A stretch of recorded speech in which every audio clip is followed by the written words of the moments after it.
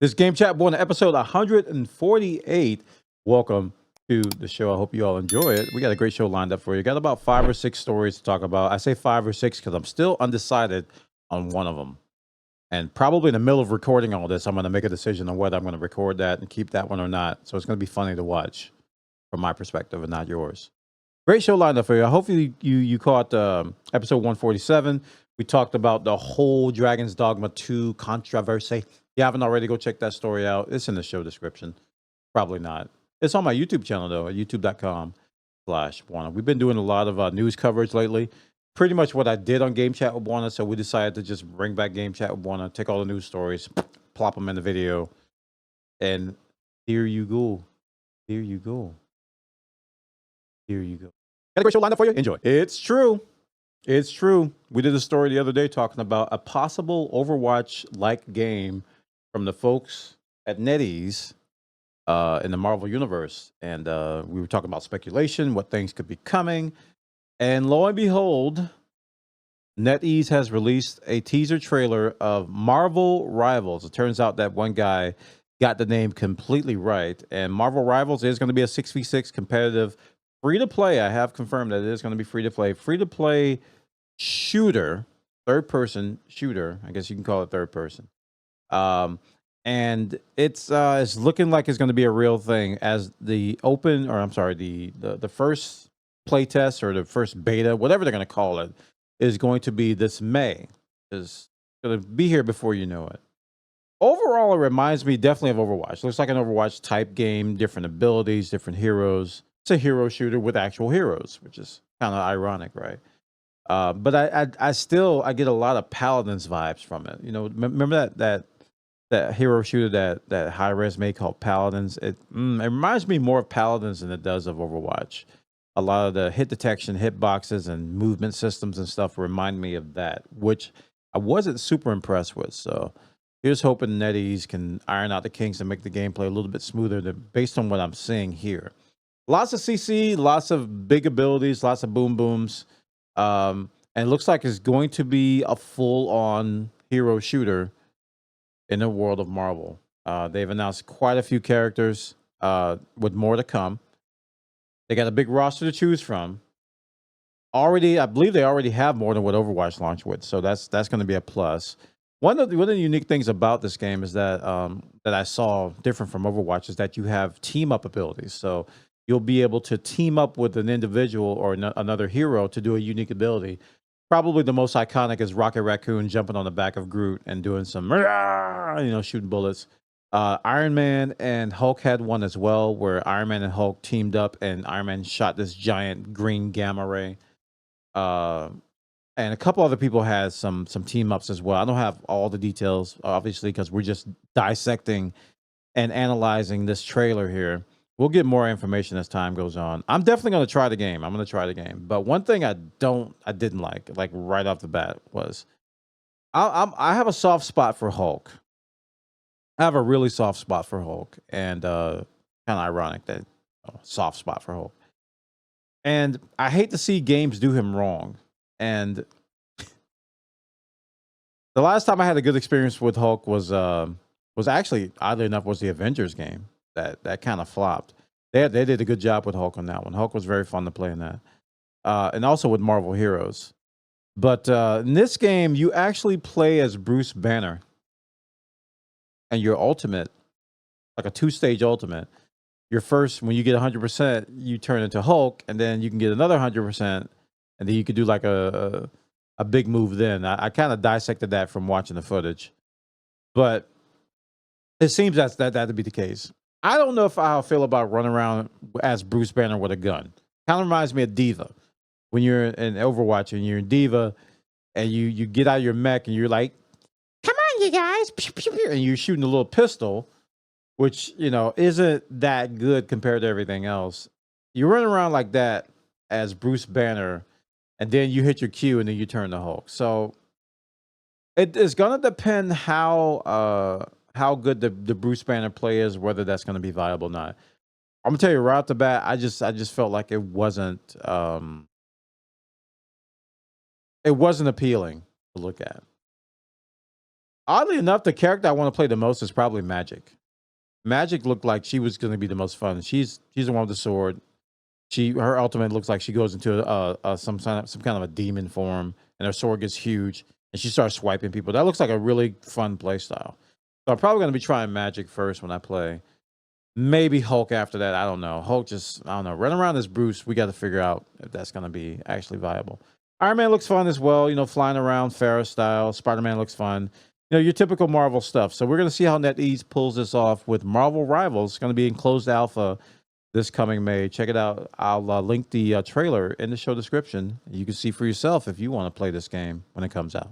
One of the things that came about via Frontier Interactive's stream, they talked about the future of Elite Dangerous. Elite Dangerous is a space flight sim, which I put way too many hours into, but I haven't been playing that much lately. A lot of people felt like Elite Dangerous was on its way out, and Frontier assured us that Elite is not dead, and they announced a series of updates that are coming out. Number one, Power Play, which is the internal power struggle, very similar to faction warfare if you've ever played EVE Online.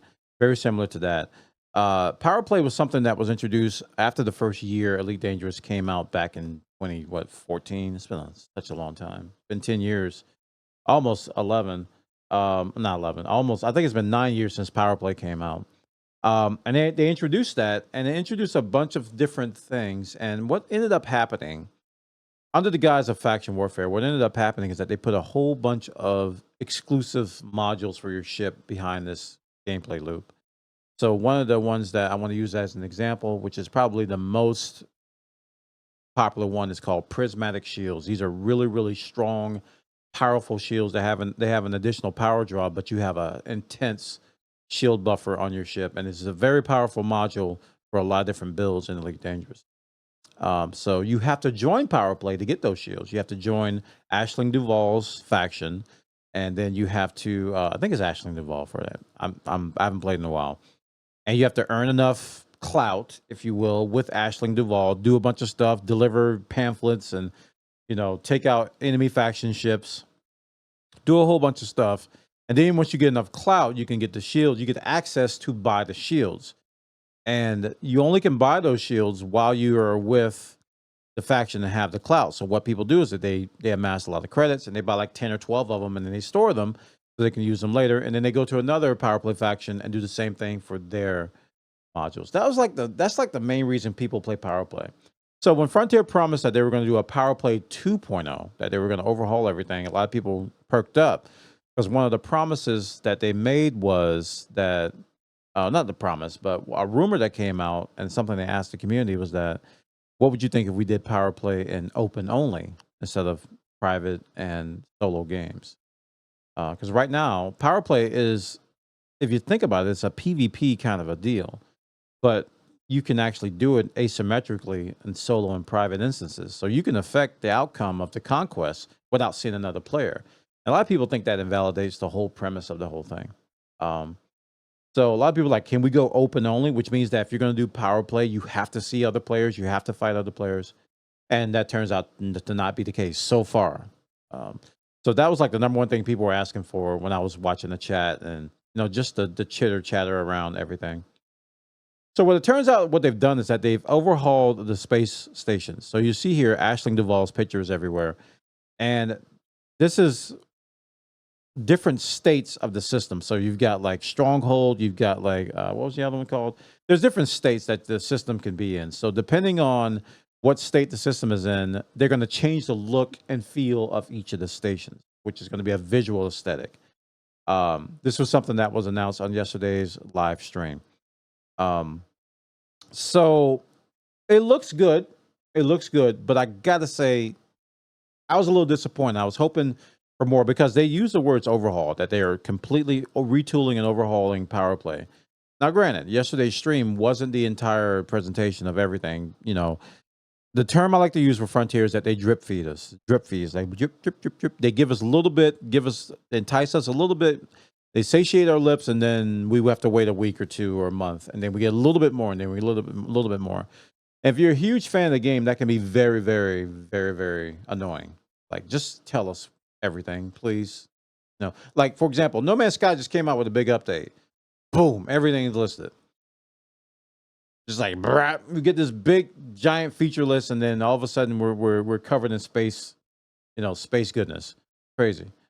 So yeah, they showed off the different space stations, and then they showed off. Let me see if I can skip ahead to it. They showed off the new system map, which, if you've ever done power play in Elite Dangerous and you looked at the system map, it looks like a bunch of globs and goo in the space. Where is it at? Let's see if I can find it. Oh, nope. The thumbnail showing. There we go. So they've overhauled the map. Let's pause it here. So now it's not these big globs of goo in space. Now you see that the actual systems, they have like a hue or glow around them, which denotes the power's color. So you can easily see the green, the purple, the orange. You can easily see what factions are what. Whereas before it looked like a bunch of, lack of a better word, goo.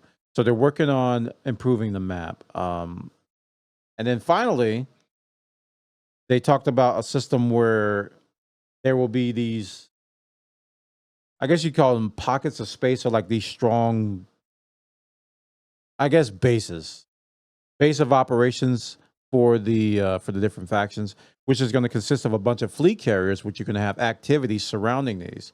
They didn't go into detail of what the exact activities are going to be, but it sounds like if you're an ally, you'll have a certain set of activities, and if you're a foe, you'll have another set of activities surrounding these quote unquote bases surrounding these factions. So this sounds like there's going to be a new gameplay loop, which is what Power Play needs. It needs some new, fresh gameplay loops that are fulfilling, that are fun, that don't require a spreadsheet or some really, really intense and complicated calculations, which the current Power Play system is super duper overcomplicated.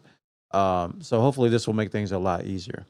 So I'll link the VOD from Frontier's live stream in the show description. You can check it out and see what Elite Dangerous is planning for Power Play 2.0 and the updates that are coming later this year. Mass Effect 5. We're coming up on the time where it's time to get excited about the time where we played Mass Effect 4 or Andromeda and 3, and maybe go back and play all the previous titles, because we're getting news about Mass Effect 5. Mass Effect 5 developer BioWare highlights crack team of trilogy veterans, squad mates, if you will. So this article over on Eurogamer.net talks about the premise, or the idea, that if you bring on veteran developers of games you've loved in the past, the next game that they make is going to be just as good, and a good thing, in a good way.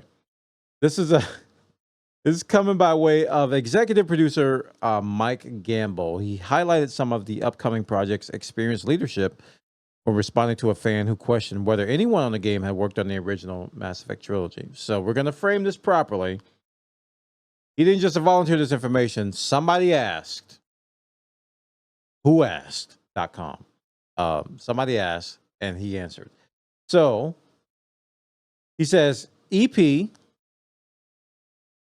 executive producer, art director, creative director, game director are all trilogy vets, according to his response on the Twitter. An official teaser for Mass Effect shows the return of Liara. Yeah. So who are the veterans at the helm? We did a quick scan of LinkedIn over at Eurogamer. Here's what we got. Gamble's number one. He's executive producer. He worked on Mass Effect 2. And he became the associate producer of the game's DLC. He held the same position for Mass Effect 3 and did the same thing for the DLC. And he worked on Andromeda. So Gamble's been around quite a bit. The art director is Derek Watts. According to LinkedIn, this is not what Gamble said, but this is some LinkedIn investigation. Derek Watts, who previously confirmed was the original art director for Mass Effect 1. The creative director looks to be Parrish Lay. And I don't know if Parrish worked on the previous title. They don't mention it here, but they say he's going to be working on Mass Effect 5. And then there's Preston Watamiuk. Yes. He serves as the lead designer on all 3 games in the original Mass Effect trilogy. So that's good to know. The lead designer on all 3 of the original trilogy games is Watadapamek. Yes. And I did like the original trilogy, despite, Mass Effect 3's tumultuous end. I quite enjoyed Mass Effect 1 through 3. We won't talk about the PC version of Mass Effect 1, which was abysmal compared to the console version. I always seem to play these PC ports before I play the console versions, and my experience is ruined. Same thing happened with Borderlands. Same thing happened with The Witcher. Same thing happened with Red Dead Redemption. Same thing happened. It's like all these games I play that get ported from console, I always have a bad experience on PC. Mass Effect was one of them. But I learned to love Mass Effect 2 was really good to me. I loved Mass Effect 2. The changes that they made and stuff.